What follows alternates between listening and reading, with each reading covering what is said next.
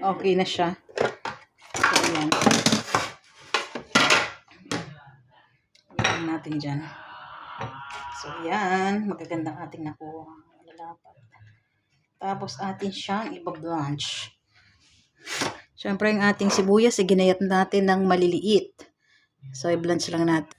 Kailangan natin i-blanch ang ating carrots. Saglit lang.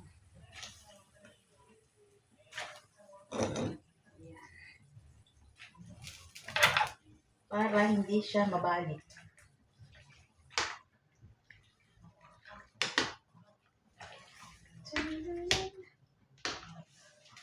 Yan. Ating salain.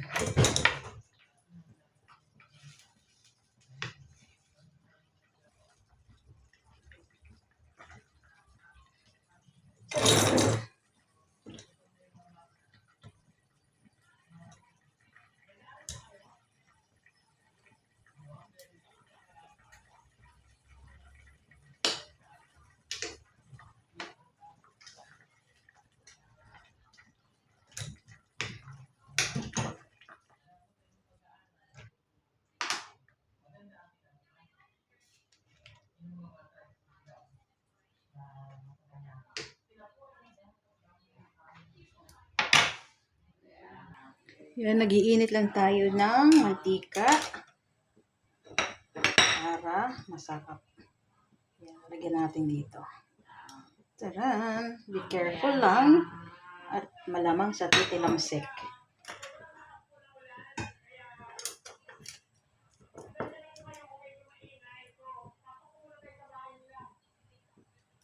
So, yan, very hot na.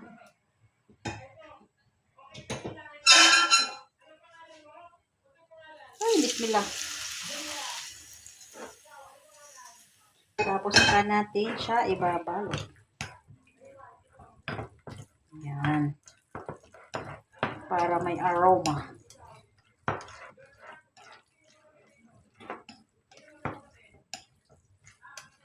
Yan, ganyan. Templado na to guys. Hindi ko na napakita kanina. Ito na i-video ko naman hinalo ko. Pero templado na siya. So, yan. Atin na siyang babalutin. So, ito guys. Ganito. May naiumpisahan ako. Balutin natin. Konting amount lang. Mga 1/4 ng ating kutsara na to. Para maluto ang giniling. Masyadong malaking aking. Tingnan ko muna ibang kutsara. So, ayan. Ano kung tawag dito? Minced pork lang. Minced pork lang na niroll sa carrots. Ayan. Kasi yung aking lola ay ma-arty. Kailangan may mga design ang pagkain. Kapag walang design, iwasan natin para hindi naman masyadong makapal. Hindi ako marunong mag-ipit ng chopstick. Kaya ganito na lang. Ayan. Ganun.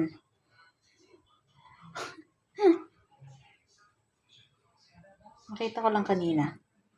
Kaya gagayahin ko lang. Gaya-gaya ako eh. So, yan. Ganyan.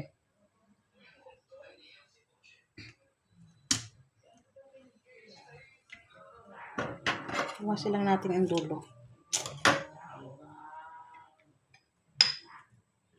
Masyado siyang. So, hindi ko naman siguro mauubos itong aking karne. Kaya the rest ay tira. Gagawin ko lumpiang Shanghai tomorrow. Ganyan. Ganyan siya. Diba? Dahing arty sa buhay. So, yung mga tira ay gagamitin natin mamayang pang design. Lang. Bago lang sa paningin ni Lola. Para kumain siya ng giniling. Kasi pag basta mo hinain sa kanya ng in-steam mo lang, walang mga art-art, hindi yan kakainin. Kaya kailangan may art. May art angel siya. Kapag hindi mo siya inartihan, Kailangan magiging artistic ka sa mga pagkain niya para kainin niya. Ganun siya. Ganun siya kalala. Siguro steam natin to ng mga 10 minutes, 10 to 15 minutes. Para pwede na siya ng 10 minutes lang. Kasi manipis lang naman yung karne. Yan. Ganyan lang siya. Ay, maliit. Kailangan malapad siya. Ganito. Para madaling i-roll.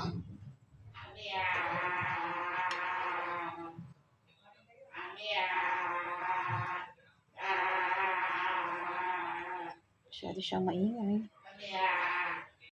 Niluto na natin ito. Tapos ilagay lang natin mantika at toyo. Kasi ayaw ni Lola ng mga anik-anik. Lagyan lang natin ng kaunting mantika. Para lang may low-see. Ganyan lang. Tapos toyo na lang. Kasi wala na nga akong sibuyas. Ayaw naman yan ng ibang... Dapat yung iba is lalagyan ng sili. Yung hindi mahalang. At saka ng bawang yung iba. Pero siya ay ayaw niya nga ng mga anik-anik. Toyo na lang. Ganyan lang. Ganyan lang. Hopefully magustuhan niya. Yan. Salamat sa inyong panonood. Bye! Yung ganyan naman yung style ng isa. Pangamin lang yan.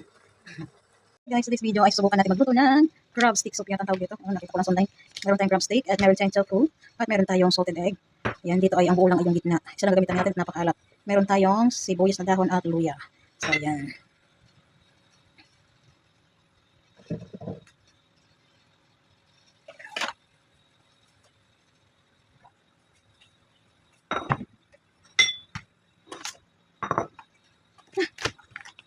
Yung ating crab stick ay ibababad lang natin sa tubig dun. Pubusan natin ng tubig na mainit. Para siya ay malinisan. Ay, yan. Ganyan. Diba, crab stick. Try ko lang kung magustuhan. Ni Madam Lola Basyang. Yan. So, natin mahugasan. Pero mainit siya yung furnace. Kasi lang. Yan.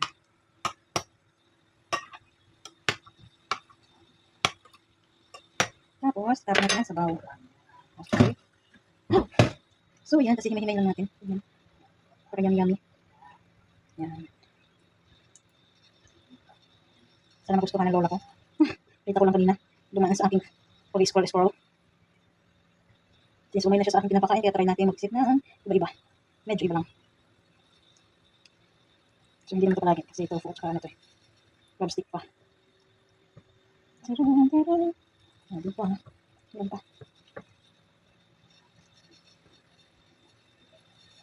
No, okay na. Tapos yung ating paglulutuan. So, gawin natin ang konting mantika. Tapos, igisa ang luya. So, ito yung aking gamit na para hindi masugatan. Walk. Diba? Ayan. Okay, isa-isa.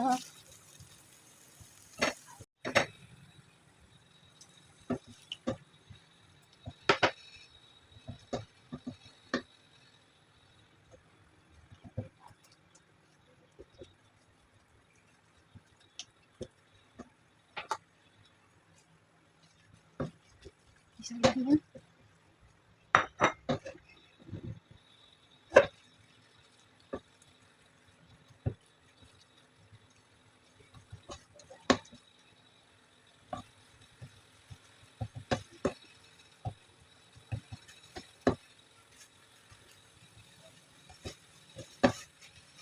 And then, lalagyan natin ang tubig.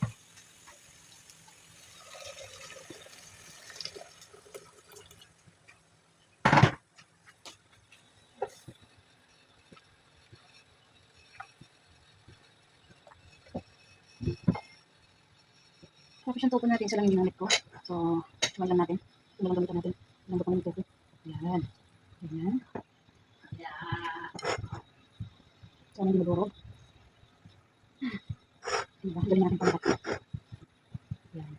Ayan. Okay. Tapos, kumukulo na yung ating sabaw. Tapos, ihulog naman natin si tofu. Ayan. Diba? Hindi ko na alam kung lasa niya mamaya. Yan. Hindi natin pala halongin. Tapos, lalagyan natin ng palakot. Tapos, lalagyan ko siya nitong cornstarch. Sorry. Ng ating pinunaw isa't lahati. Teaspoon. Para creamy. So, ganyan lang siya. Yummy, yummy, yummy. Diba? Hintay natin kung low. Lalagyan ko lang siya ng konting pampalasa. Gusto ko kasi malasa. Kasi ito naman nagluluto. Ito, naturog na yata. Napadaniwari yung aking sabaw. So, dapat konti lang. Hindi ko tinakal yung sabaw. Tinansya ko lang. Diba? Ang saya. And then, lagyan natin ng dahon ng sibuyas. So, yummy. Medyo maliit lang natin dahon sibuyas. There you go. Pala natin ng konti. And then, okay na. Wow, yummy. Patayin na natin ang kapoy. Overcook na siya. So, ganun lang kasimple. Ganun. Patitignan na natin kay Lola. Diba? Yummy. So yummy. Tofu with crop stick. Yummy, yummy, yummy. So easy.